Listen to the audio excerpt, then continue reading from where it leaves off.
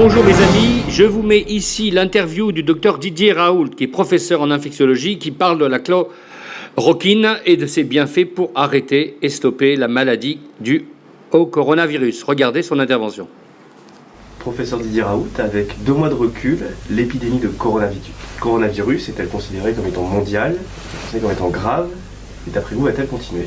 Qui sont peut-être liées à des circonstances particulières. Les maladies infectieuses sont toujours des maladies d'écosystème. Il y a très peu de maladies infectieuses qui se répandent dans tous les espaces de la Terre au même moment. Ça n'existe pas. Voilà, c'est très très rare.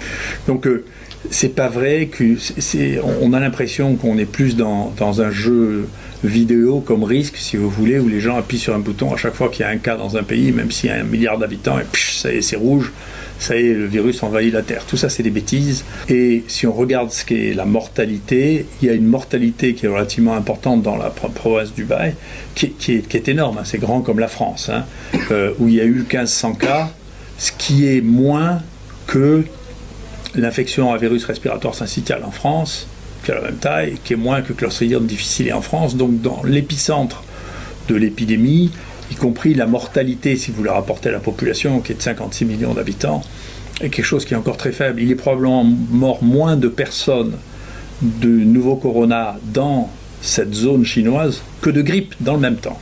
Mais il n'y a pas d'infection virale respiratoire qui ne soit pas saisonnière. Ça n'existe pas. Donc, paradoxalement, la chose la plus intelligente qui a été dite, c'est par Trump, qui a dit, écoutez, au printemps, ça va disparaître, parce que c'est vrai que la plupart des infections virales saisonnières s'arrêtent au printemps, tandis que Fauci, qui est le grand scientifique qui dirige le NIH, lui a dû devenir gâteux, parce qu'il dit, ça n'a pas d'importance, c'est ça qui est important, les 10 000 morts de grippe n'ont pas d'importance, parce que ça va s'arrêter au printemps et qu'on a des vaccins, mais enfin, il y a 10 000 morts quand même depuis le début de l'année de grippe aux États-Unis, versus 0 par le coronavirus. Donc le sens de la réalité a disparu. Quant à la quarantaine, si vous voulez, toutes les histoires que l'on a eues du cas ou des 2 cas ou des 3 cas qui ont été importés d'épidémies de l'extérieur, que ce soit le SARS, que ce soit le MERS Corona, ou que ce soit maintenant ces cas de virus, de coronavirus chinois, ils ont complètement échappé à tous les systèmes institutionnels. On ne lutte pas avec des systèmes institutionnels comme ça, on lutte avec des outils. Vous voyez, il y a un Chinois qui est rentré chez lui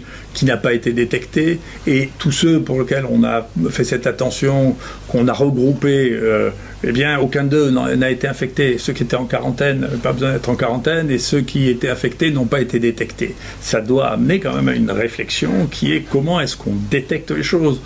Demain, détecter les gens dans un avion directement et leur rendre le résultat prendra moins de 2 heures. Donc ces outils technologiques sont extrêmement importants, à condition que la loi qui a été faite pour valider des diagnostics et qui met 5 ans avant qu'un diagnostic soit validé, soit changée pour pouvoir être utilisable quand on a besoin de tests rapides parce qu'il y a une crise. Il faut qu'on puisse très rapidement les utiliser et que l'on sorte de la régulation habituelle pour cette question. Donc je trouve que cette épidémie est l'occasion de montrer le retard intellectuel et technique des décideurs du monde, que ce soit l'OMS, que ce soit l'Europe. Il est temps de basculer dans la modernité, dans le diagnostic moléculaire de masse qui est extrêmement facile, et il est temps de réfléchir autrement qu'avec des jeux vidéo, avec des maladies infectieuses qui restent des maladies infectieuses, ne sont pas devenus des jeux vidéo grâce à la mondialisation. Alors écoutez les amis, signez la pétition pour que le gouvernement puisse préparer des boîtes de chloroquine pour tous les citoyens atteints de cette maladie, pour qu'on en finisse. Merci à vous.